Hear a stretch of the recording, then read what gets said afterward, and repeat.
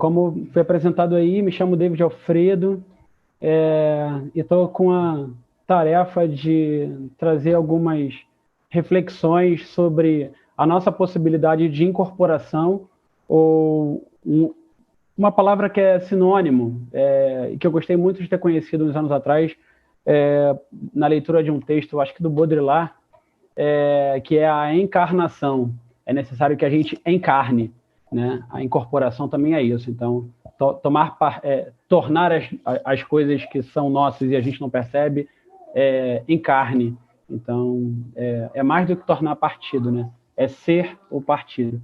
Então, a gente vai poder refletir um pouco sobre os termos que a gente usa, sobre o afeto, sobre processos de patrimonialização, né? O que é patrimônio para cada um. Obviamente, aqui as coisas ficam... Eu sou um cara que falo bastante, mas eu gosto também muito de conversar e de construir a partir da fala de quem está me ouvindo, e das provocações, e aí um vai provocando o outro, mas, enfim, novos tempos, o novo período nesse tempo que a gente está vivendo, a gente tem que se adaptar a isso. Então, vamos ver como é que a nossa magia vai funcionar. Então, já que é necessário falar sobre modos de pensar o corpo e pensar o afeto, assim como o André Vargas, né, eu acho que isso é coisa de educador, né, e galera que trabalha em museu de arte, que tem uma relação de proximidade com a arte. Eu vou começar com a arte também. Então, diz uma música minha chamada Menino Preto. E antes de falar o que diz a música, é necessário eu falar o que não só me moveu a compor essa música uns 5 anos atrás, 5, 6 anos atrás, como o que me faz trazer essa música hoje nesse encontro com vocês. Nessa semana, durante a pandemia foi muito, mas curiosamente, né, gente? Novembro é o mês da paciência negra, tem a semana da extrema paciência negra, que é essa semana em que as coisas vão os nossos amigos, inclusive alguns que são negros, vão falando coisas para a gente que doem, que incomodam, e não querem se incomodar, ou por se sentirem muito incomodados, eles se tornam mais agressivos. Por exemplo, hoje eu escutei que o racismo está mais fraco. Não só hoje, eu escuto isso sempre. Então, a minha dica afetiva para todo mundo que fala isso é, meus amigos homens, né? Engravide uma mulher negra retinta. Faz melhor, entra no primeiro abrigo, o abrigo mais próximo, e adota a criança mais retinta do abrigo. Eu te dou 10 anos para você perceber que o racismo não está mais fraco. 10 anos. Em 10 anos você vai perceber. Ou ele vai ser barrado... Você que vive numa situação privilegiada, você vai perceber naquele clube que você frequenta, naquele restaurante que você adora, naquele hotel que você sempre viajou com seu esposo ou sua esposa, você vai perceber, o recado vai vir rápido, de que não está mais fraco, né? Inclusive, nos últimos tempos, ele está até mais descarado. As pessoas estão se sentindo autorizadas. E aí, ontem, principalmente, eu me senti mais incomodado. Eu estava contando no nosso teste aqui, que ontem eu fui à praça com os meus 2 filhos, né? Uma tem 1 ano e o outro tem 7, e encontrei um menino de 9 anos, né? Dessas amizades que a gente fez na pandemia. Eu moro aqui em Vila Isabel, e o Morro dos Macacos é de frente para o meu prédio, o Recanto do Trovador, né, que é o antigo jardim zoológico, é o quintal de casa, tem mato para as crianças pisarem, para tocarem, é isso, tem espaço, né, é maravilhoso ter esse espaço aqui. E aí eu estava com saudade desse menino, que é o Cauã. Ontem eu encontrei o Cauã, voltando da pracinha com os meus filhos. O Cauã estava com 3 caixas de doce, chocolate, assim, para vender na 28 de setembro, né? Como a Jéssica falou no primeiro encontro com o André, né? Não sei se todo mundo está ligado, mas a Avenida 20, a rua, não sei se acho que é Rua 28 de Setembro, ela tem esse nome por causa do dia 28 de setembro de 1871, né? O Barão de Drummond, que era o dono do que hoje é o parque, ele era um entusiasta do abolicionismo e ele cedeu o território, essa fazenda, a Fazenda dos Macacos, talvez por isso seja Morro dos Macacos, né? Ele cedeu esse território para que, enfim, a municipalidade loteasse e transformasse isso num bairro, né? Não sei como é que foi a escolha dele diante do fato de que talvez poucos negros teriam dinheiro para comprar um imóvel no bairro que foi a fazenda dele. Mas, enfim, os negros continuaram no bairro. Voltando ao assunto do Cauã, encontrei o Cauã o Cauã com 9 anos, né, do alto da sua liberdade, lembrando o 28 de setembro, né, de 1871, que é a data da lei do ventre livre, estava indo lá, estava indo vender chocolate. E eu voltando para minha casa, com o meu filho pedindo para jogar videogame, ia tomar banho, a mais nova ia dormir, e eu me perguntei o que me pergunto sempre. Por que é que ele não tem o direito de ficar em casa jogando videogame? Por que o meu pode e ele não pode? E isso toca diretamente no que no meu afeto. Isso me afeta muito, porque o Cauã sou eu, né? O Cauã, ele é o David 20 anos atrás. 30, na verdade, né? Eu tenho 38. Então, ele é o David 30 anos atrás. Então, eu acho que eu vou trazer essa música aqui eu acho que ela vai ilustrar bem essa situação que eu falei ontem. A música diz: nasce em qualquer rincão, a cara desse país, carrega em suas mãos metas de uma matriz, trazida aos empurrões, que teve que se virar depois da concessão, por não se adaptar. E vão dizer que esse menino preto tem que alisar o seu cabelo crespo e vai cortar, pois vão botar defeito, e não vai crer no seu pleno direito. Preto Velho mandou avisar que há 100 anos um negro sangrou para não ter que se escravizar, não cumprir as ordens do senhor. Deixou claro a qualquer pai João, não nasceu para se resignar. Hoje, por falta de orientação, tem um monte de negro a penar. Vão recrutar outro menino preto, só para matar a multidão de pretos, e vão deixar um órfãozinho preto, que vai sofrer na busca por respeito.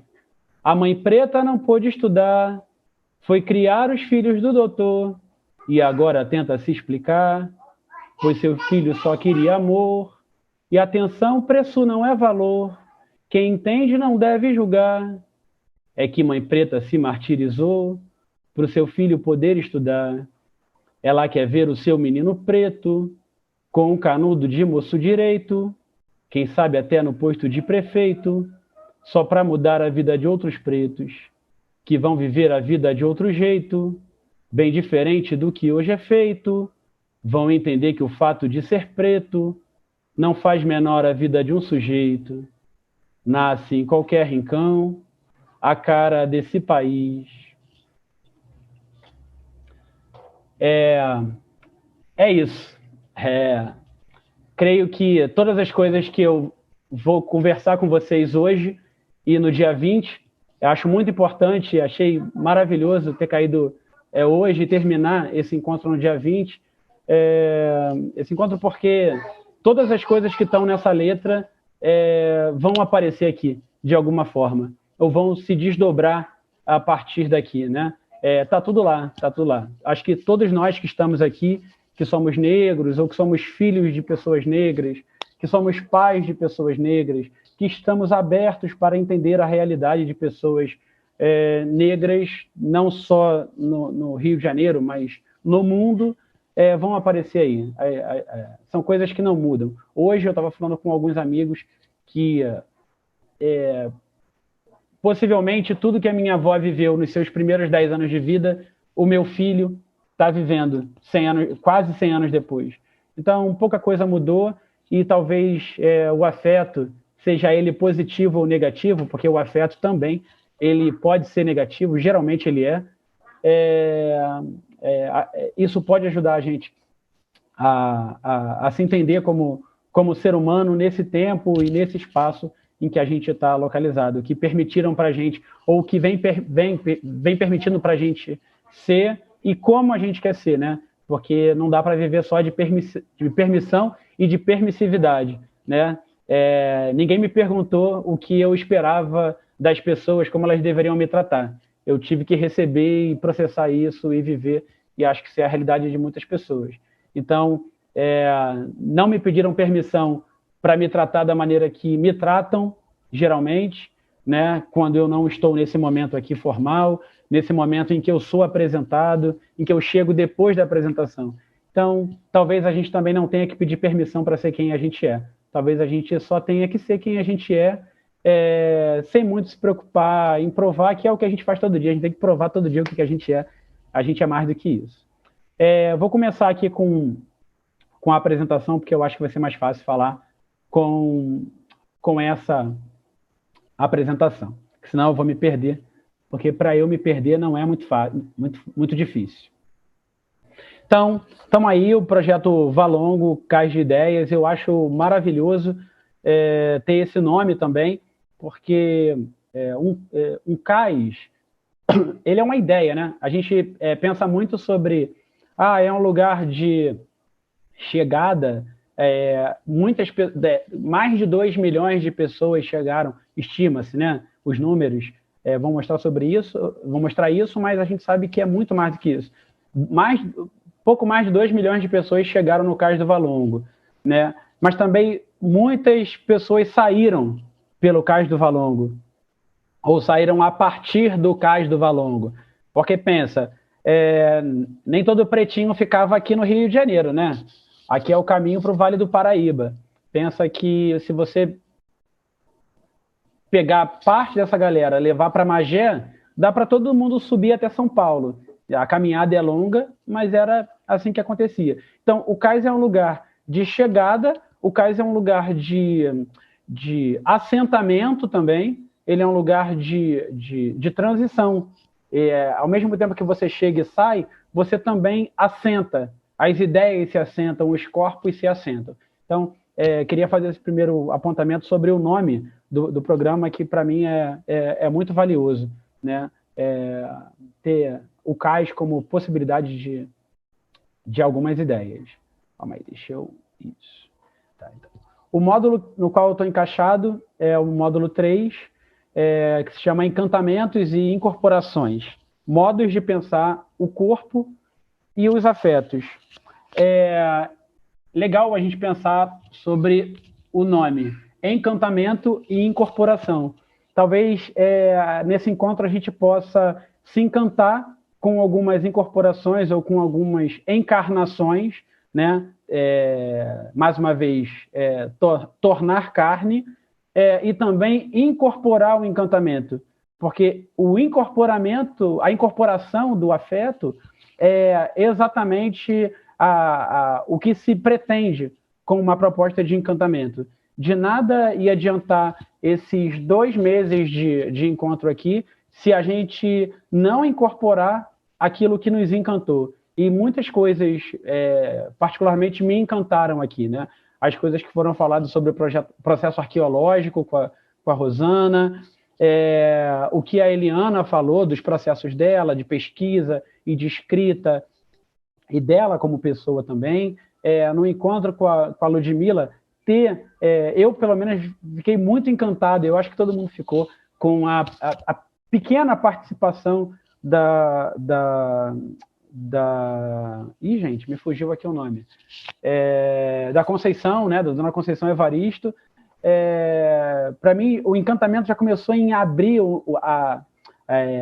as telas aqui e ver que ela estava ali quietinha, né, quase que uma sombra dela. Isso já foi um encantamento.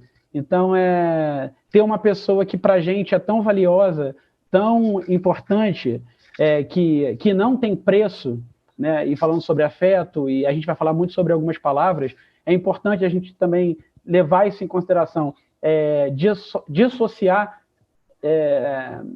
sem perder de vista, os termos valor e preço, que está na letra, né? preço não é valor. A Conceição Evaristo, esse programa, o Cais do Valongo, vocês não têm preço. A gente tem valor. A gente consegue precificar a partir do valor, mas aí a gente está condicionado a várias outras regras, né? Que não dizem respeito só ao nosso valor, dizem respeito a muitas coisas. Então, esse encontro aqui é valioso e ele não tem preço, né? Ninguém, além de ninguém ter precisado pagar para estar aqui, o fato de estar aqui torna esse encontro muito, muito valioso, né? Olhar aqui e ver que tem mais de 100 pessoas prestando atenção no que a gente está falando, no que a gente tem para propor, né? E para falar sobre a respeito de nós, é muito valioso. Então, a gente se pensar no corpo que a gente tem e no corpo coletivo e se pensar dentro das possibilidades de afeto, vai ser legal. Vamos lá. O nome desse que eu preferi dar para esse nosso encontro é deslocamento dos afetos. Eu não sei exatamente qual é a ideia que vocês têm sobre o que é afeto, né? O afeto, para mim, é a afetação, é o primeiro passo depois da afetação. Algo acontece e move algo em você. Então, esse algo te afeta, esse algo te movimenta. Então, nesse sentido, a gente pode pensar em afetos que são positivos e afetos que são negativos. Os positivos podem ser transformados em negativos. E eu espero que isso aconteça, porque nesse tipo de sociedade que a gente tem, da maneira como nós todos fomos criados, a gente aprendeu a ter muito... a tratar positivamente determinados afetos, né? A gente tem nomes nas nossas ruas, a gente tem personagens na nossa história, a gente tem palavras que a gente usa. Então, o que eu espero é que a gente, a partir de todos esses encontros que a gente tem aqui, possa tornar alguns afetos que nos são muito ricos e muito positivos em algo que não seja tão positivo, né? Não vou nem dizer que precisa ser negativo, mas ele ser menos positivo, né? Para que ele seja outra coisa entre o positivo e o negativo, né? Então, deslocamento dos afetos é porque quando a gente pensa em Cais do Valongo, logo mexe uma coisinha dentro da gente, né? A gente fala, nossa, pô, agora a gente tem aquele espaço, pô, vamos transformar isso num museu. Eu lembro que nas discussões sobre o Cais do Valongo, assim que apareceu, principalmente depois do relatório do professor Milton, né, do professor Milton Guran, e aí veio uma coisa, o mapa, e aí ficou toda uma discussão, a secretária de Cultura, não, eu quero que o museu que a gente vai ter na região se chame Mel, né? O mel que adoça. Olha a narrativa. A gente é narrativa pra caramba, né? O mel que adoça as nossas vidas, transformar o amargor da escravidão em algo mais doce. Narrativa. Não vou aqui falar se essa narrativa me agrada ou não, mas é uma narrativa. E eu lembro que o professor Milton, ele trouxe uma possibilidade do museu se chamar Mapa. Eu acho que era Museu Aberto da Pequena África. Era isso, né? Então, o que para mim é um nome maravilhoso, né? Um museu aberto, né? Da Pequena África. Eu que venho de uma realidade nos últimos 10 anos de trabalhar em museus, um museu, apesar dele ser um espaço, isso eu aprendi com um diretor de um museu que eu trabalhei, ele disse que o museu é um espaço de realidade concentrada, e eu adorei isso também. O museu ele reúne possibilidades do mundo dentro de um espaço. Ele é um jardim. Eu acho que a gente vai falar sobre jardim mais à frente, mas ele é um jardim. Ele é um pequeno retrato do que tem no mundo. Só que ele é um espaço fechado. Às vezes você tem que pagar ingresso, você tem que passar por um segurança que está na porta, você tem que perguntar alguma coisa para alguém. Agora imagina um museu que é aberto. Né? Você está na rua, você está passando no ônibus, você está vendo o museu. Está dentro do museu, dentro do ônibus. Né? Se você está sendo afetado e afetando os outros dentro de um grande espaço. que você não sabe onde termina e onde começa esse museu. Então, quando a gente fala de Cais do Valongo, a gente é afetado de muitas formas, né? Então, o deslocamento do afeto é para que a gente reflita também sobre o que pode ser o Cais do Valongo, e a gente no Cais do Valongo também, e o que o Cais do Valongo pode ser na gente. Quando a gente conversou sobre essa aula, eu, Luiz, a Jess, eu escrevi um texto, e esse fragmento que está aparecendo para vocês é um fragmento do texto que eu escrevi. E eu vou ler para vocês aqui. Ele diz: o poder do afeto é inquestionável. O corpo, seja ele indivíduo ou coletivo, é origem e derivado da combustão percepto-afetiva. Vou fazer uma pausa aqui no fragmento só para explicar o que é combustão percepto-afetiva. Existem alguns teóricos que vão nos dizer que a gente tem a percepção e a afeição, ou o afeto. A percepção é aquilo que acontece fora da gente. Então, eu tenho aqui um copo. Eu aprendi que isso é um copo. Isso aqui, em alguma cultura, pode não ser nada. A pessoa vai olhar para isso aqui e vai ficar na dúvida do que faz com isso. Então, a minha percepção foi trabalhada dentro do meu afeto. Então, a percepção acontece fora de mim, quando eu observo, quando eu estou olhando aqui para o computador, quando eu estou vendo a luz que está na minha frente, um outro computador aqui do lado, o violão, tal, as coisas que tem aqui ao meu redor. Isso gera em mim um complexo de sensações.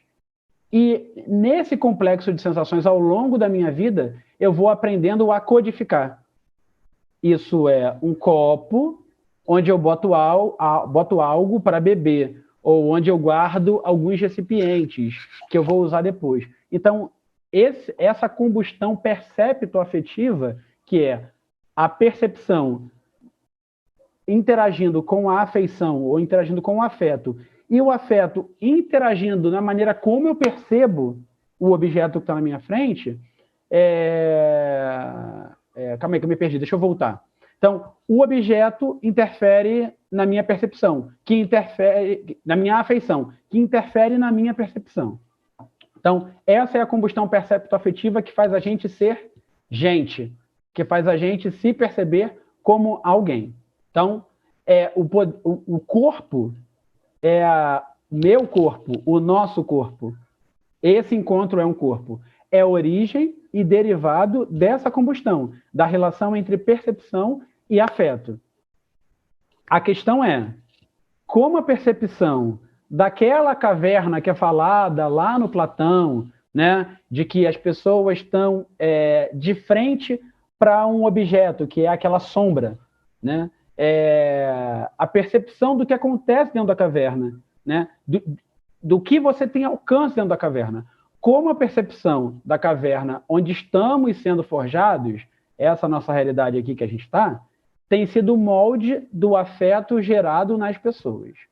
Os objetos, seja um pedaço de tecido, ou um conjunto arquitetônico centenário, ou seja, o buraco do Cais do Valongo, ou o artefato que foi encontrado ali, ou o canhão que foi achado ali, ou a pessoa que está passando por ali.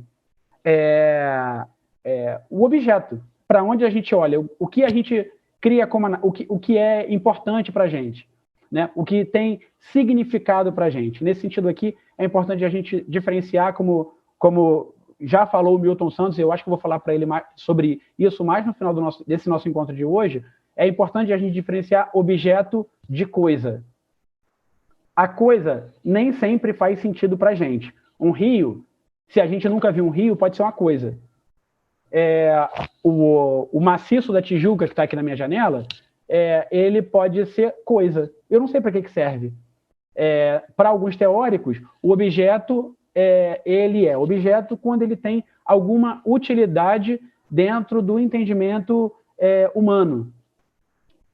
E alguns teóricos vão desdobrar o que pode ser o objeto, a potência da coisa em se tornar objeto, né? Você pode olhar Aqui tem na reserva do Grajaú, tem uma pedra gigante. Eu posso olhar uma coisa. A pessoa que é dona de uma pedreira, ou um geólogo, vai olhar e vai transformar essa coisa num objeto. Então, isso é importante também para a gente pensar em como a gente pode lidar com esse espaço do Cais do Valongo. O Cais do Valongo é objeto para muitos de nós, mas ele ainda é coisa para muita gente, né? Então, os objetos, seja um pedaço de tecido ou um conjunto arquitetônico centenário, em determinado espaço, ganham ou perdem força afetiva, de acordo com a narrativa construída sobre si. A narrativa que você constrói sobre determinada coisa, para que ela se transforme em objeto, vai dizer como que você vai se relacionar com aquilo. Acredito que para muitas pessoas que passam ali na Barão de Tefé e olham aquele buraco, não faz o menor sentido aquilo estar ali.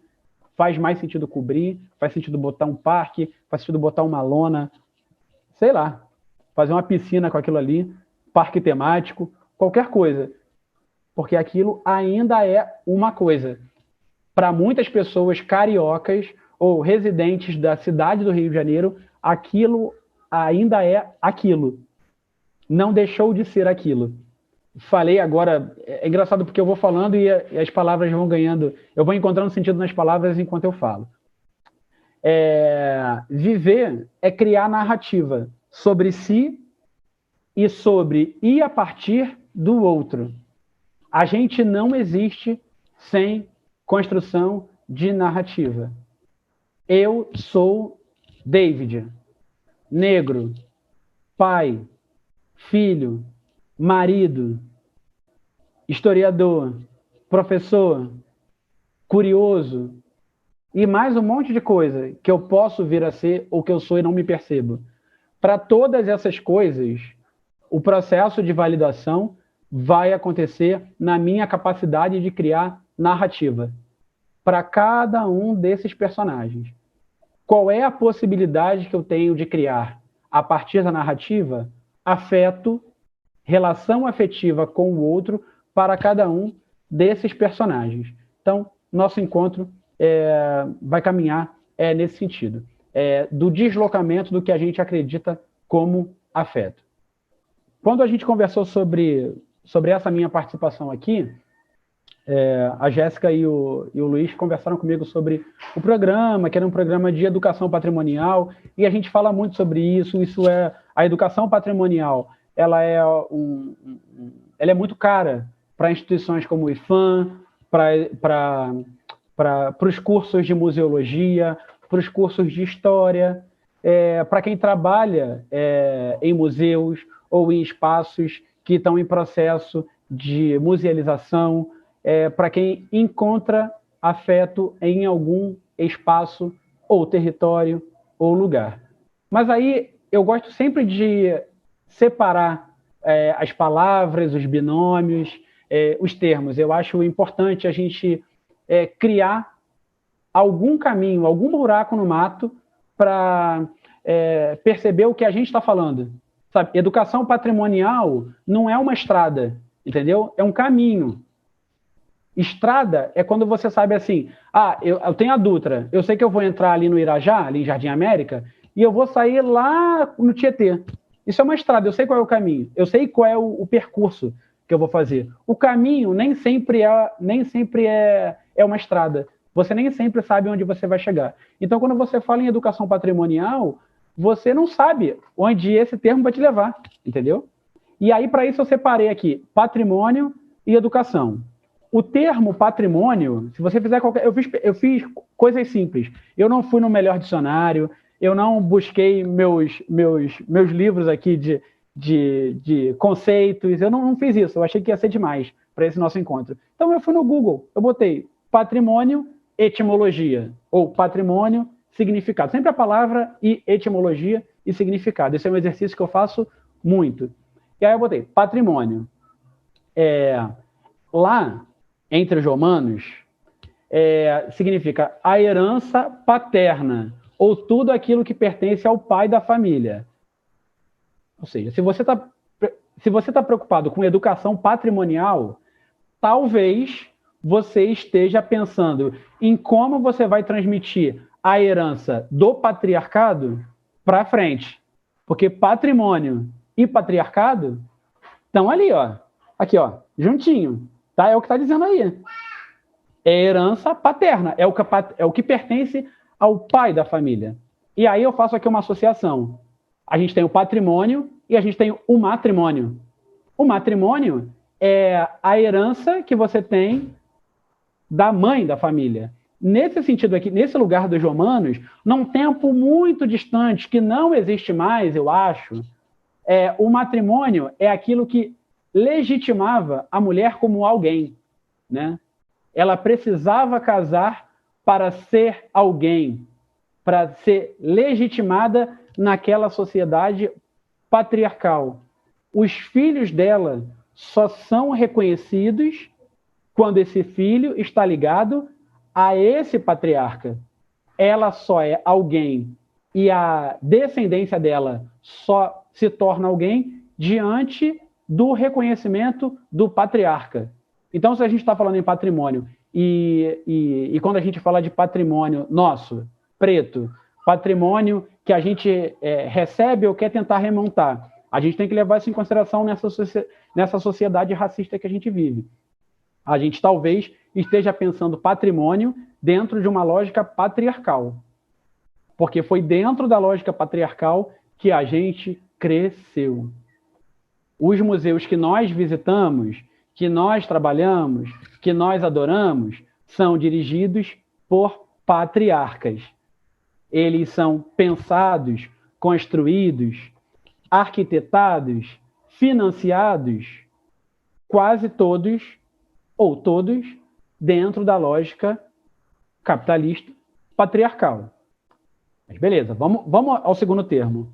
Educação. Na pesquisa rápida também vai aparecer para a gente. Criar, nutrir, conduzir. Né? Conduzir a determinado objetivo. Olha que perigo. A educação é para conduzir a determinado objetivo. Gente, sei lá, eu que trabalho com educação, principalmente no museu há 10 anos, a educação nunca pode ser finalidade. E é importante que a gente entenda isso. Aqui tem pessoas de diferentes áreas, mas eu acho que todo mundo ligado em processos de educação. A educação não é finalidade, a educação é meio. Você usa processos pedagógicos para alcançar o seu programa educativo, para alcançar determinado objetivo, né? Numa lógica bem fabril, numa lógica bem capitalistona mesmo. Você tem um objetivo, o que é um absurdo, dentro da lógica de várias culturas, né? Se você pensar nas culturas indígenas, algumas culturas indígenas que a gente tem no Brasil, não existe esse objetivo. O objetivo é fazer aquela pessoa se tornar integrante de uma comunidade, de uma comum unidade, né? Para que essa pessoa leve a sua ancestralidade à frente e ainda assim transforme essa mesma ancestralidade, porque o meu avô e o meu neto são ancestralidade. Talvez a gente não entenda o neto como a ancestralidade porque o neto ainda não nasceu, mas quando ele nascer, ele já vai nascer ancestral, né? Estamos todos habilitados para a ancestralidade. Então, a gente tem uma responsabilidade em relação à ancestralidade. O meu mais velho e o meu mais novo são ancestrais, né? Meu bisavô, a pessoa mais velha, o primeiro pretinho da minha família a pisar nessa terra aqui é meu ancestral, assim como o último pretinho da minha família que vai pisar nessa terra aqui também é meu ancestral. Eu tenho uma responsabilidade com quem veio antes e tenho uma responsabilidade com quem vem depois. Nesse sentido, a educação, ela pode até se encontrar como uma finalidade, mas ela é um meio. Eu não sei, eu achei perigoso a educação como condutora a determinado objetivo. O Edgar Morin, ele tem um filósofo da educação, enfim, ele tem num livro dele, que é A Cabeça Bem Feita, ele tem uma frase que, para mim, um pilar da educação, que é: o didatismo está a serviço do autodidatismo. Você usa o didatismo, todo o seu processo pedagógico está para auxiliar as pessoas a se encontrarem, para que elas descubram os seus próprios caminhos sem se perder. Então, achei perigoso, mas achei legal trazer aqui. Então, tem uma outra característica que é trazer à luz a ideia. Esse eu achei bacana. Ou filosoficamente, fazer a criança, né, ou a pessoa, porque isso aqui eu achei num site desses de educação infantil.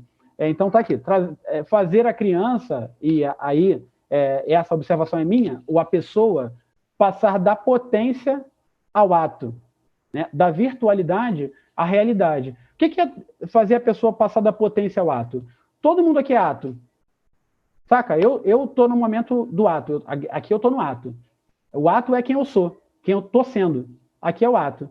Mas, com certeza, eu tenho eu sou uma potência. Porque eu tenho muitas camadas. E talvez a minha mente não me deixe acessar várias dessas camadas. E talvez eu precise do contato com outras pessoas, como aconteceu no meu contato com o Luiz, como aconteceu no meu contato com a Laura, que está aqui, com a Kelly, com a Jéssica, com meus pais, com os meus filhos. Eu pude acessar outras camadas. Então, a minha potência, ela foi se transformando em ato. Então, a educação, ela pode servir como um acelerador desse processo, que vai te levar da potência até o ato. Então, quando a gente pensa na educação patrimonial, qual é a potência do patrimônio? Saindo um pouco desse entendimento de que o patrimônio é um conceito patriarcal, qual é a potência? Como eu quero transformar esse conjunto de bens ou valores ou esse conjunto de coisas, de objetos, como eu quero transformar isso no que ele pode ser para mim? Então, a educação patrimonial talvez seja esse lugar. Talvez seja o lugar de quebrar um entendimento de educação fabril patriarcal, que é o que costuma ser um entendimento de educação patrimonial, porque talvez quem pensou educação patrimonial do jeito que tem na cabeça de cada um aí, talvez essa pessoa, assim como eu, está preenchida de patriarcado, né? E de eurocentrismo e de alguns outros ismos que a gente conhece ou que a gente ainda vai descobrir. Então, achei importante trazer esses dois conceitos. Não existe processo educativo fora do afeto. Então, você tem que levar em consideração o que é o afeto. O afeto, como eu falei, existe um objeto fora de você. Esse objeto pode ser inanimado ou pode ser animado. Pode ser uma pessoa, pode ser sua criança, pode ser seu avô, pode ser um poste. É necessário que você considere o outro para que o afeto aconteça. Porque para o outro, você também vai ser outro. Isso é o segredo da relação. Não é só da educação, é da relação entre humanos. Quando você se relaciona com o outro humano, você leva em consideração que o outro é outro. Mas você esquece que o outro também te acha outro. Ele também está nessa relação com você. Então, o afeto é isso. É como você pode agir para que você, como objeto, atinja positivamente ou de maneira perturbadora o afeto que acontece no outro. Né? Perturbar o outro não é um problema, saca? Eu acho que no meu processo de amadurecimento como ser humano, como homem, eu me senti... Neste momento aqui, eu estou perturbado. É importante a gente se perturbar. Mas o que a gente faz com isso? Né? Eu vou me desesperar, vou abrir minha janela aqui no quinto andar e vou me jogar? Não. Eu preciso transformar isso em potência para virar o ato, para ser quem eu sou, ou quem eu posso ser, ou quem eu quero ser. Então, não existe processo educativo fora do afeto. Sem afeto, a percepção não é possível. E sem percepção ou apreensão, não há possibilidade de aprendizado. Porque antes de você aprender, é necessário que você apreenda algumas coisas. Então, uma letrinha só, a multiplicação de uma letrinha muda completamente o significado das coisas. Então, você pode aprender e você pode apreender. Então, eu duvido um pouco que aconteça processo de aprendizado e não de ensino. Aqui eu não estou falando de ensino, estou falando de aprendizado. Não estou falando de como eu ensino, estou falando de como eu aprendo. Não tem processo de aprendizado sem processo de apreensão, que é o objeto na sua frente, como você apreende esse objeto, né? E esse processo de apreensão, como a gente está falando aqui esse tempo todo, depende dos processos afetuosos. Como o seu afeto é trabalhado, né? A gente faz análise não é à toa, né? A gente está dando dinheiro para os terapeutas não é à toa, né? A gente está trabalhando o nosso afeto, como ao longo da nossa vida os afetos foram construídos para que a gente lidasse com os objetos que acontecem fora da gente, ou os objetos que a gente percebe fora da gente, né? Essa foto é de um encontro, eu estava trabalhando ainda no Museu da Manhã, né? Eu trabalhei no Museu da Manhã da inauguração até agora, o início da pandemia, e esse foi um dos encontros que a gente fez. Aí, de costas para a foto, está a Érica, que está assistindo aqui a aula, já vi que ela está aí, e em que a gente ia num percurso afetivo de lá da Praça Mauá até o Cais do Valongo, passava pelo Jardim Suspenso, teve um rolê no Morro da Conceição, ali, e as coisas aconteceram de uma maneira... não sei, me foge a palavra aqui, mas assim, não teve nenhuma proposta de espetáculo. É uma conversa, é uma mediação.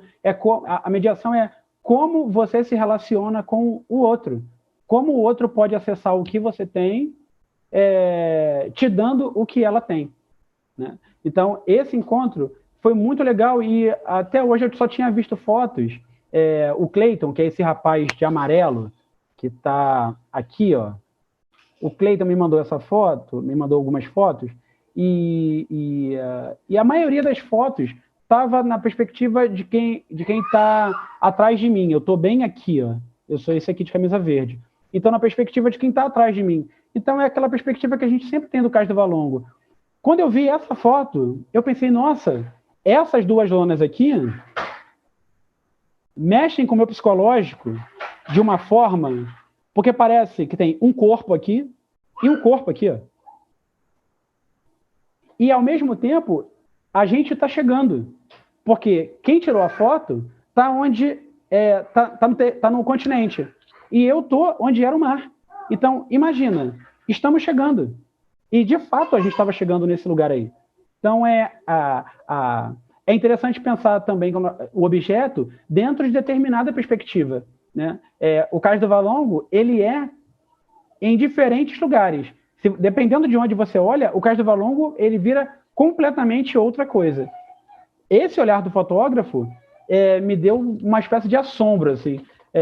Parecem que tem pessoas mortas na foto. E a gente não está percebendo, porque a gente está percebendo o lugar de outro lugar, onde não dava para ver direito as lonas e tal, e a gente estava incluído num assunto. A gente estava dentro, estava mergulhado no que a Érica estava falando. Então, é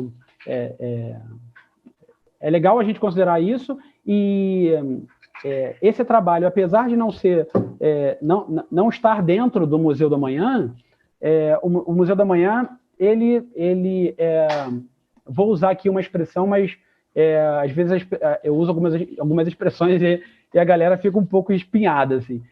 O Museu da Manhã é um invasor, assim, né? Não é nem no mau sentido. Ele é um prédio, né?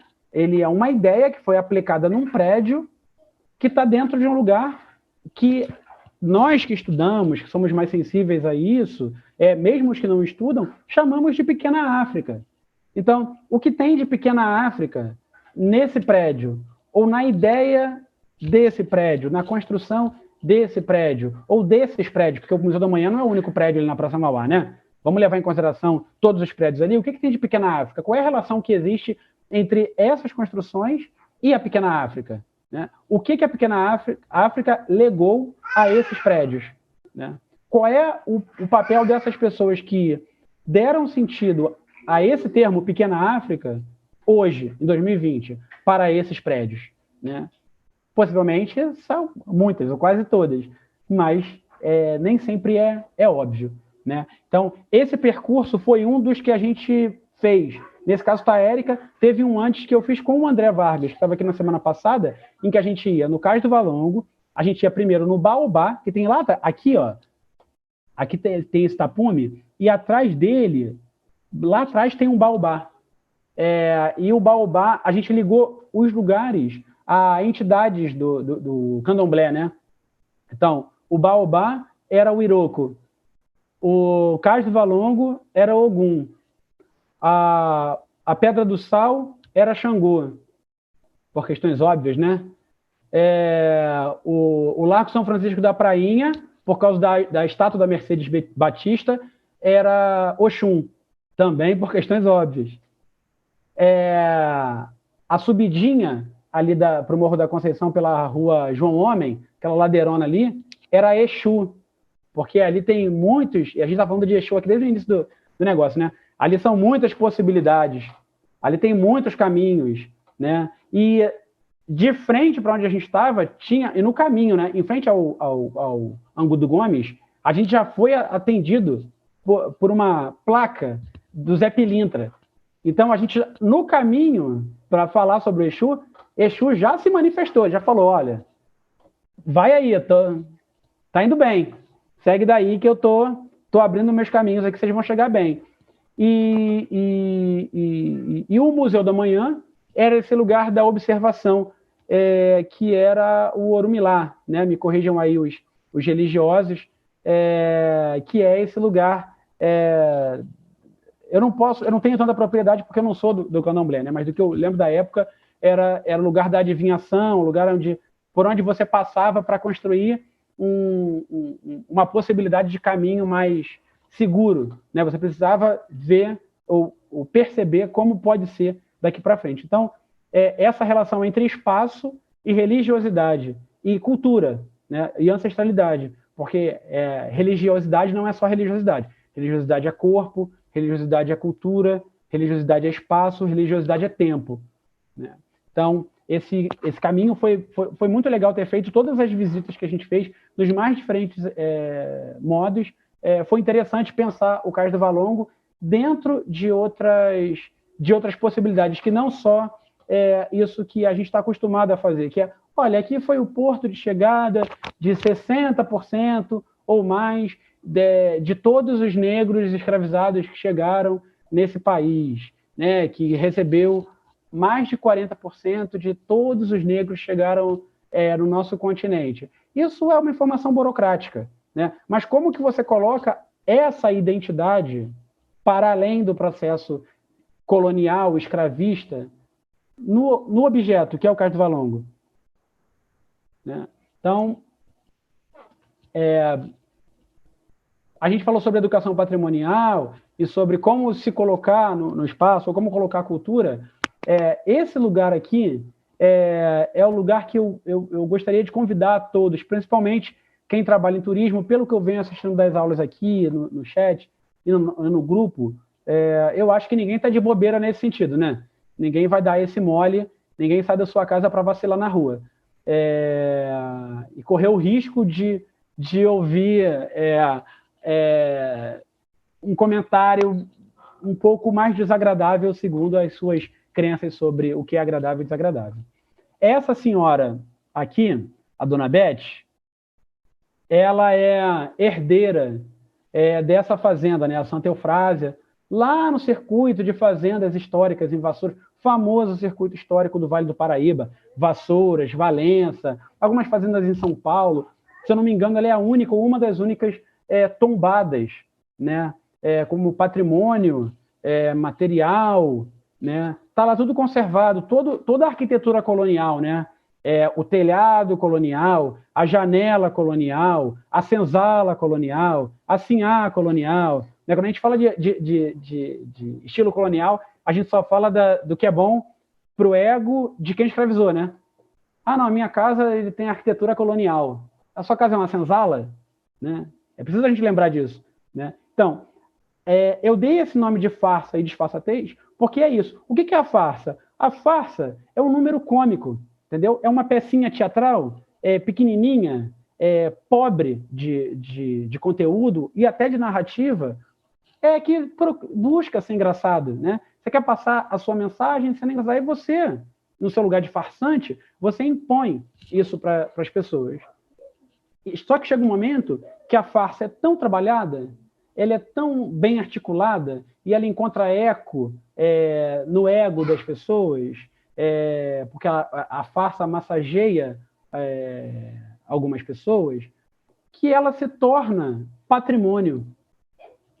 Pô, olha que bonito, olha que legal aqui, ó. Ela tá de assim, cara. Ela tá, só falta ter aqui, do outro lado da foto, que a gente não vê, alguém com um chicote na mão. Só que só tem esse recorte aqui, ela acha bonito.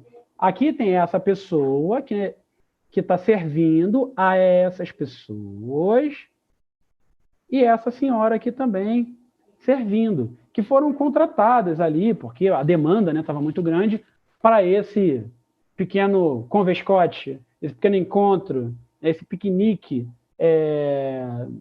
próximo da casa grande, né? E pagaram ali uma pequena bagatela de 70, 80 reais para comer canapé, entendeu? Sendo servida por alguém. Por quê? Isso também é afeto.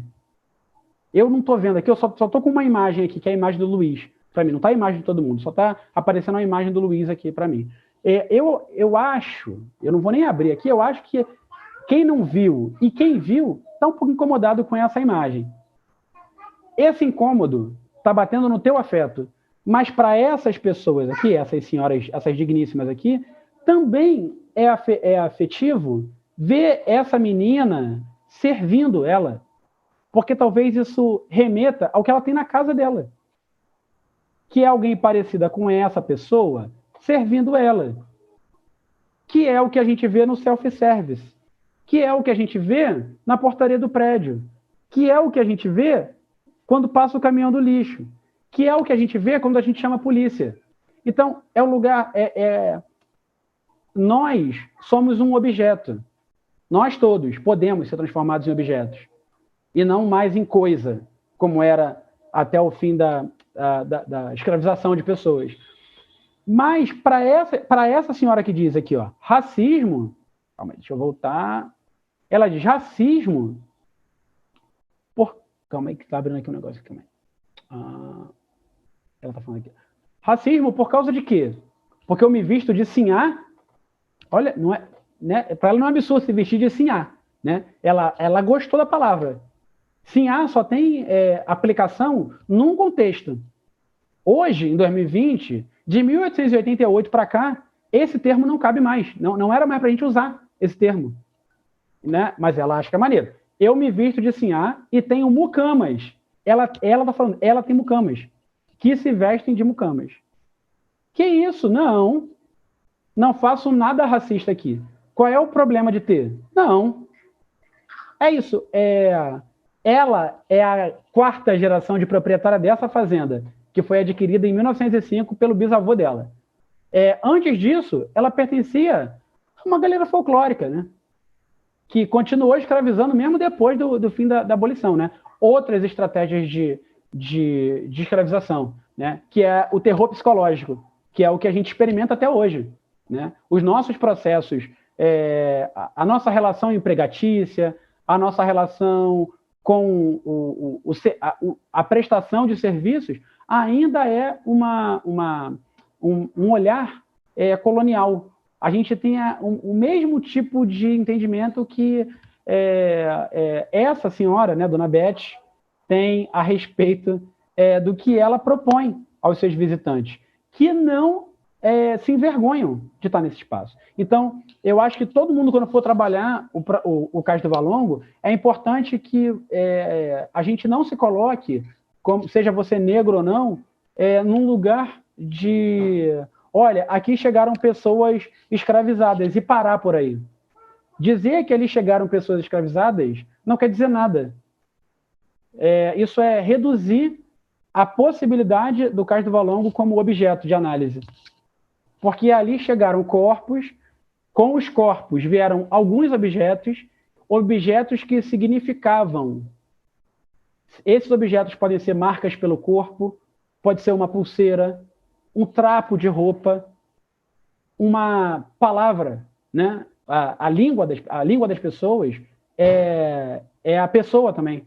Então, no caso do Valongo, não chegaram só corpos escravizados, não chegaram só negros escravizados, chegaram os negros escravizados com tudo que eles tinham, né? No simbólico, no concreto, chegaram as pessoas que atravessaram eles. Mais de 2 meses de viagem. Não sei quantas pessoas aqui atravessaram o Oceano Atlântico de barco. Não deve ser uma viagem tranquila hoje. Imagina num tumbeiro, né? Com o nego querendo te matar. Então, as pessoas chegaram com sequelas. Todo mundo que veio no barco veio com sequela. E com seu aparato, com seu repertório, com novas conexões, né? Então, essa cilada, essa armadilha da memória em patrimonialização é exatamente isso. É o processo de consolidação da farsa. Dizer que, no caso do Valongo, chegaram corpos escravizados e parar por aí, isso é montar uma farsa. Isso é considerar que a história se esgota aí. Aí você anima quem está com você, né? E não vai adiante. Só que ir adiante é reconhecer o legado, não só daquele lugar como Pequena África, mas daquele lugar como ponto de chegada no continente, né? São vários pontos ao longo do continente, né, da Patagônia até o Alasca, a galera chegando. Então, chegaram muitas culturas, né? Eu costumo dizer que o Brasil é o 55º país africano. Tem muito preto aqui, muita cultura aqui. Então, o que eu gostaria de lembrar com esse slide aqui é sobre essa necessidade que pessoas como Dona Beth têm de valorizar a farsa. E quando a farsa é identificada, o cinismo é infinito, né? A pessoa não consegue reconhecer que o que ela está fazendo é criminoso. Aí ela vai falar, não, esse pessoal aí fala demais. A gente está aqui querendo trazer a história e eles estão reclamando. Então faz o seguinte, eu não conto mais história nenhuma e vocês ficam sem história. Dá o jeito de vocês não têm fazenda, né? Isso é importante lembrar também. Com o processo de abolição, ninguém virou dono de fazenda. Os herdeiros das fazendas continuaram aí, né? Ao contrário do que aconteceu com algumas pessoas no processo de massacre do nazismo, meus bisavós não foram indenizados. Eu não recebi nenhuma fazenda, né? Ninguém deixou, não tem uma fazenda em lugar nenhum, não tem uma casa em lugar nenhum, né? Então é importante a gente lembrar isso. Voltando à incorporação, à encarnação, é importante você encarnar a história que você tem, né? Não a história sua como negro, mas se você não é negro, a história que faz parte do seu corpo no espaço, né? Tá, beleza. Memória, ideia ou reminiscência. Sempre que entramos em contato com sombras do mundo passado, de onde se origina, essas sombras fazem com que a alma relembre do que já sabia no mundo das ideias. Portanto, o aprendizado se dá através do reconhecimento. Isso é um entendimento platônico, né? O Platão, quando vai falar lá do mundo das ideias, do mundo sensível, do mundo das cavernas, do mundo das ideias, né? E do mundo sensível, ele traz esse entendimento sobre o aprendizado. Tudo que nós somos é resquício do que existe no mundo das ideias. E quando você tem contato com determinados objetos, sejam eles simbólicos ou concretos, algo acontece na sua alma. Então, o despertar do Cais do Valongo é exatamente isso. Ele é a possibilidade que a gente tem de remontar ou de montar, né? Porque o Luiz já conversou comigo isso muitas vezes, que o que a gente tem é reminiscência.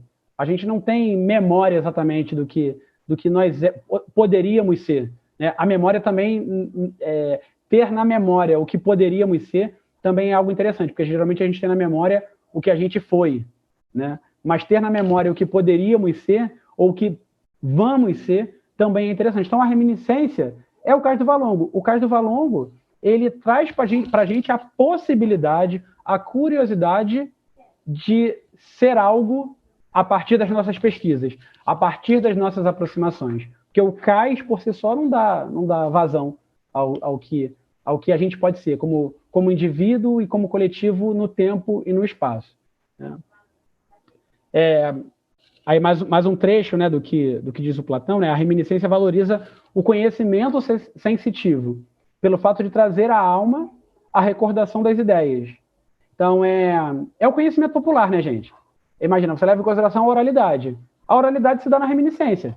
A oralidade nem sempre é a memória. A oralidade quase nunca é história. Ela quase nunca é história, ela nem sempre é memória, mas ela é um conhecimento. Ela é uma possibilidade de conhecimento.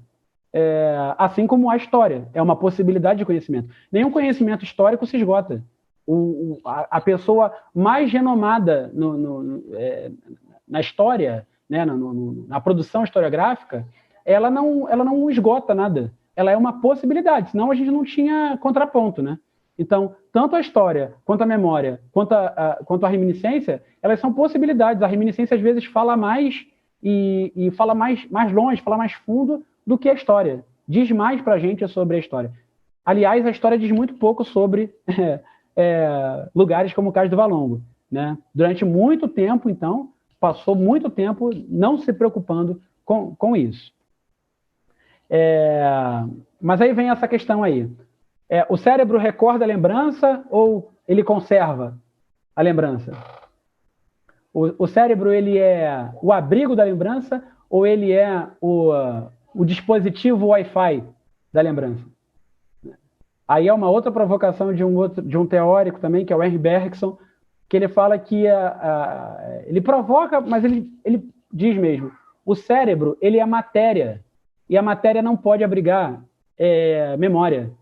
Porque o cérebro, ele é matéria, ele é material, né? Ele vai perecer. Quando eu morrer, ele vai perecer. Se a memória estiver abrigada no cérebro, ela vai se perder. Então, a memória ela não está no cérebro, ela está no etéreo. O seu corpo é o dispositivo que capta esse sinal de Wi-Fi da memória no espaço. Então, quando você dá de cara com um lugar, com um objeto, com uma pessoa, com uma ideia, você acessa determinada memória, de acordo com todas as memórias e reminiscências que tem no seu corpo, né? Essa imagem, por exemplo, muitas pessoas associam essa imagem a Luísa Maim, né? Pensa, a Luísa Maim viveu num tempo, nessa juventude, assim, bonitona do jeito que ela está aí, não tinha fotografia naquela época, né? Não pode ser ela. Mas a nossa memória escolheu, a nossa necessidade de incorporar uma ideia, deu a essa senhora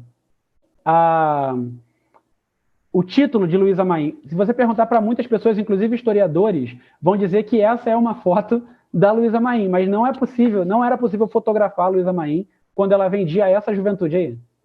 Então, até questionar, a primeira historiadora que usou essa imagem para falar da Luísa Maim, quando ela foi questionada a esse respeito, ela falou, olha, a gente precisava dar corporeidade a essa ideia do que é a Luísa Maim. Não existe dúvida de que esse olhar é um olhar muito próximo do que tinha a Luísa Maim.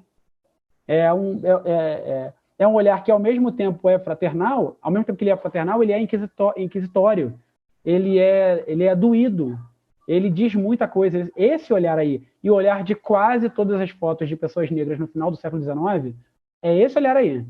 Transmite muita coisa. Transmite até um mal-estar de estar sendo fotografado. Parece que a pessoa não queria estar ali. Então, além da força, tem alguma resistência de tirar foto. Aí algumas questões para a gente pensar. A memória, ela é tempo ou ela é espaço? A memória está em que tempo?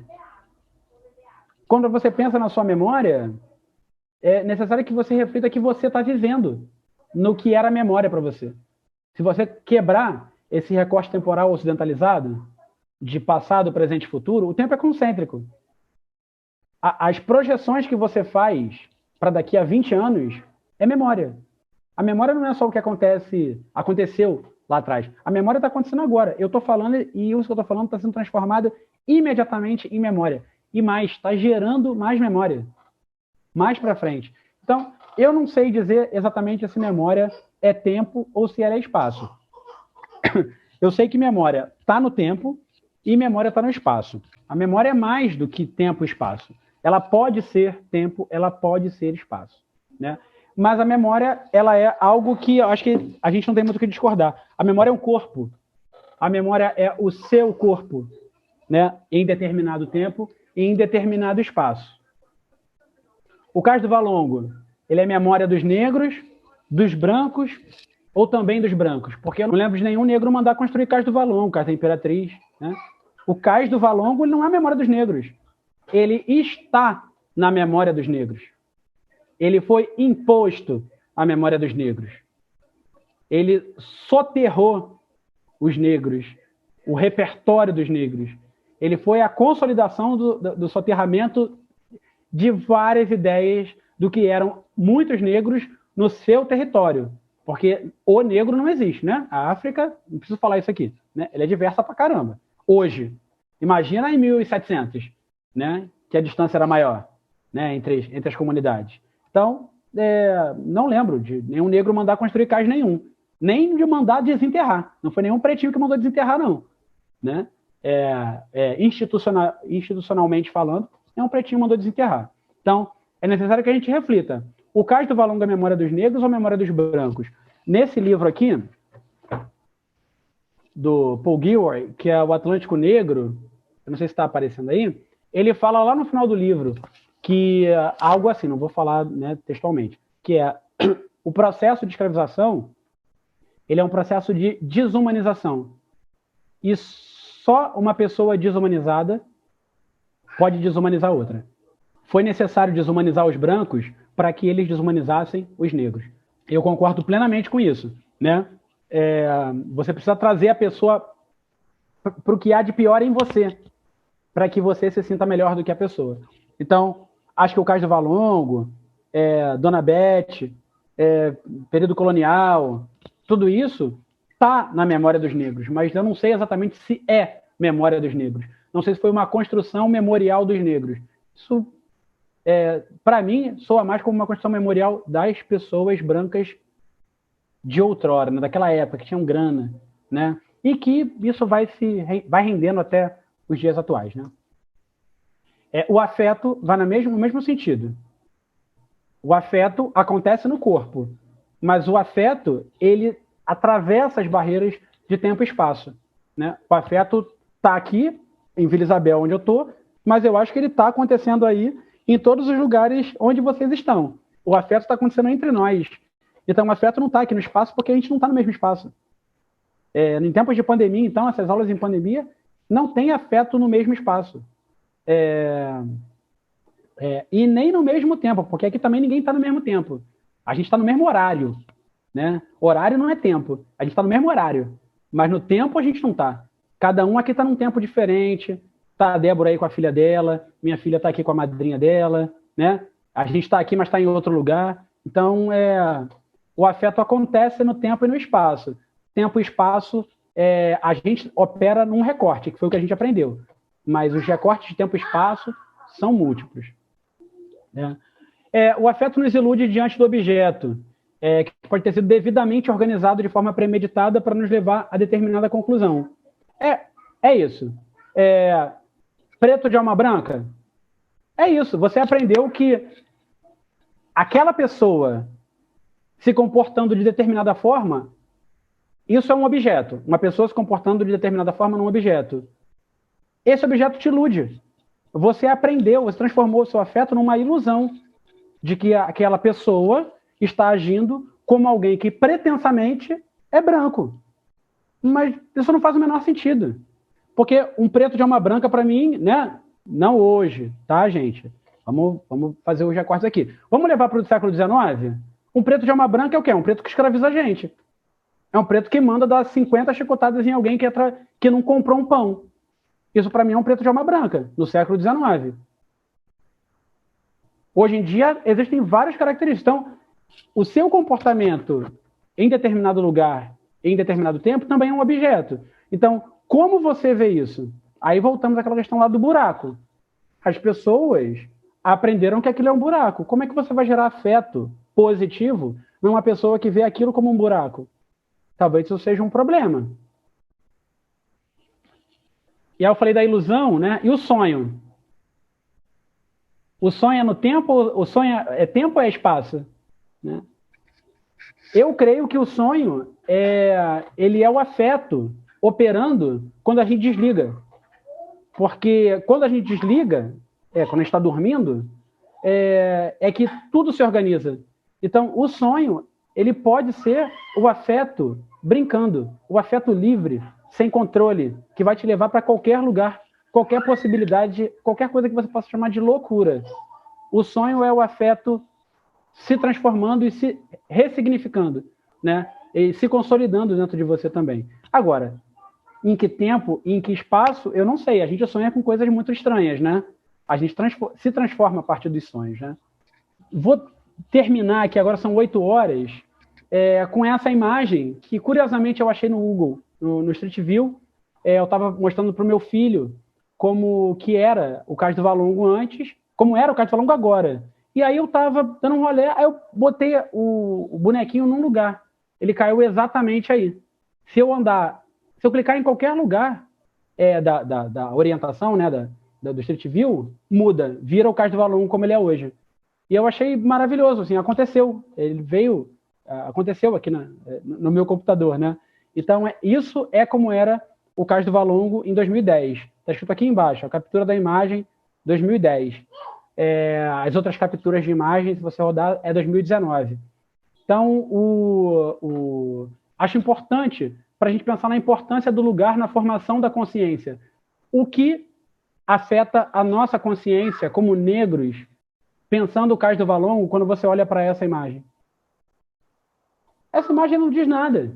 Essa imagem, aqui, ó, tem as costas a lateral do Hospital dos Servidores aqui, o hotel, é algo que eu vi a minha vida inteira, indo do Irajá para o meu trabalho no centro da cidade, passava aqui todo dia, no 350, e via essa imagem, não me dizia nada. Eu fiquei surpreso em 2011 quando falaram, cara, tem um cais lá, e é isso. Aí, essa paisagem aí, que aqui, isso aqui não é um lugar, tá? Isso é uma paisagem. Essa paisagem que está num espaço começou a se transformar num lugar. E aqui é importante a gente trazer o Milton Santos, que vai falar que é importante a gente separar espaço, território e lugar. O espaço é o Rio de Janeiro. Vamos pensar, o centro da cidade é um espação grandão. Nesse espaço, a gente tem a possibilidade de criar território. O Cais do Valongo é um território. Ele está se consolidando como um território, como lugar de reconhecimento do que é afetivo para a gente, do que é memória para a gente. Só que isso não é suficiente. Talvez a gente tenha que dar um próximo passo, que é a criação do lugar, né? O território, reconhecer o território, é musealizar o lugar. Que é isso aqui que a gente está fazendo. A gente está num espaço que está sendo musealizado, né? Está sendo reconhecido como território, como um lugar de memória, como um lugar de transformação, de transição, um lugar onde muitas pessoas passaram, que tem uma super história, né? Não só esse território aqui. Esse território se espraia, né? Aqui chegavam os pretos. Na revolta da vacina, os pretos se esconderam mais para cá, ó. Lá onde é a Praça da Harmonia, tem um quartel, que foi construído exatamente no lugar que foi uma barricada super famosa, que é a Porto Arthur, durante a revolta da vacina, tiveram que construir um quartel em cima do que era o Porto Arthur, para que a população esquecesse a importância simbólica daquele lugar na resistência negra, que hoje em dia a gente pode entender como uma resistência equivocada do ponto de vista da higienização, né, da vacinação das pessoas, sim, mas da violência, não. A violência era a mesma. Tira a vacina e bota qualquer outra coisa. Era violência. As pessoas se articularam contra a violência. Então, a providência está aqui, ó, que começa, o Livramento, aqui pertinho da casa do Machado de Assis aqui, foi isso. Então, o lugar onde tem o porto, é o lugar que o espaço onde tem o porto, é o espaço que está perto do cemitério, onde desova, né? Não gosto nem de falar de cemitério, o campo de desova de corpos inúteis, aos olhos de quem estava escravizando. É o lugar onde tem a favela, né? A favela mais antiga em atividade no mundo, né? O Morro da Providência, saca? A Pedra do Sal. Então, os lugares vão se tornando resistência os espaços e territórios vão se tornando resistência porque a gente vai dando a esse território o nome o sentido de lugar. A Pedra do Sal é importante porque eu transformei ela num lugar. Esse pedaço do território faz sentido para mim. O fazer sentido é transformar em lugar. E é por isso que a gente precisa criar o prédio museu.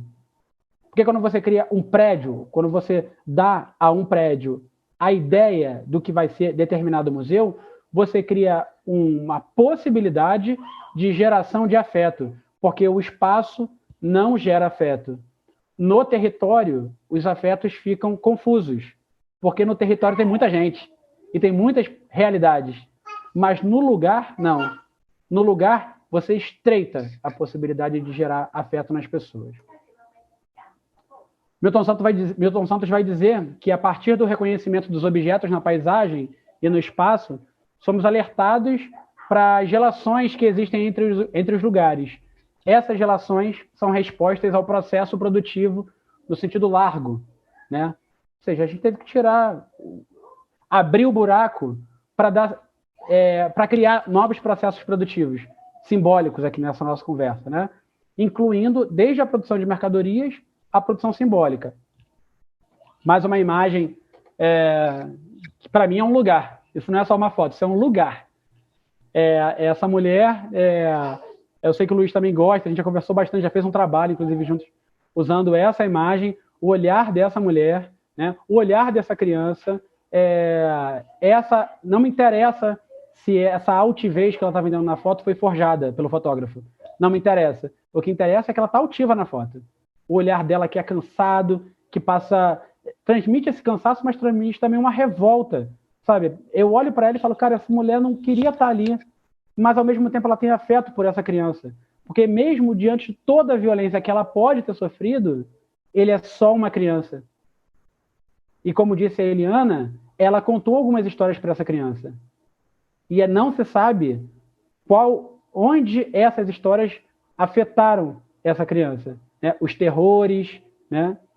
Como que ela lidou com esses terrores à medida que ela foi crescendo e se distanciando dessa pessoa que, assim como a minha avó, as minhas avós, né? A minha mãe, tal, foi chamada de mãe preta, que está na música que eu cantei lá no início, né? A mãe preta não pôde estudar, foi criar o filho do doutor, né? Até hoje está mais ou menos assim. Então, frequentemente, o ator é apenas o veículo da ação e não o seu verdadeiro motor. Ou seja, aqui ela está funcionando como veículo disso que está operando aqui dentro de mim e possivelmente dentro de vocês. Mas eu não sei exatamente se ela era o motor. Eu não sei se ela falou assim, aí, meu querido, eu quero tirar foto. Quanto é que tá para tirar foto aí com esse branquinho aqui do meu lado? Ou seja, ela é atriz da situação, mas ela não é o motor dessa situação. A ela possivelmente foi imposto ou rolou um convite. Ela não sabia operar a técnica desse equipamento na época. A ela não foi dado esse direito de participar do desenvolvimento, né? Então é a partir do corpo que acontece o processo de ação. A gente pode não ser o motor, mas o meu corpo, ele é agente de ação. Eu ainda posso não ser o motor, mas eu posso me transformar em motor. Eu posso, quando a gente fala em matriz africana, certa vez num seminário, um babalorixá falou isso e ficou muito na minha cabeça.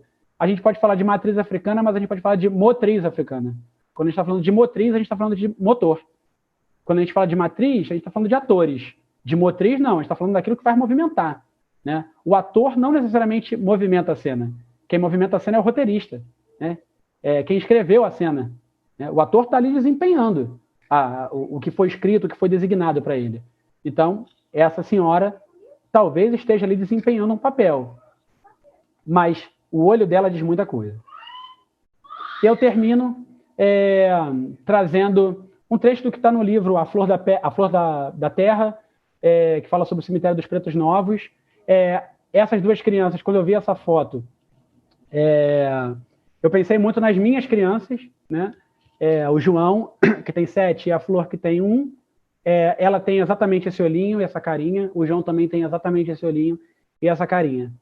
E um viajante passando pelo mercado de carnes, né?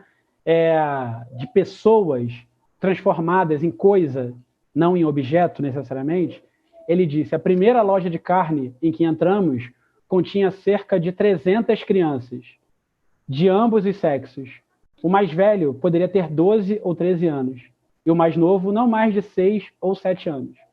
Os coitadinhos estavam todos agachados em um imenso armazém. Meninos de um lado, meninas de outro, para melhor inspeção dos compradores.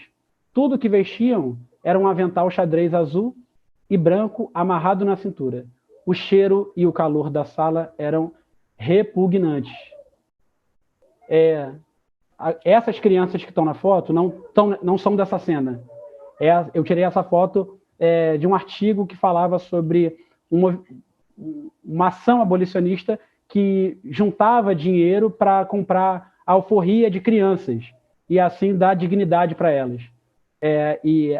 Todas as fotos que aparecem aqui, que vão aparecer depois de amanhã, falam sobre dignidade.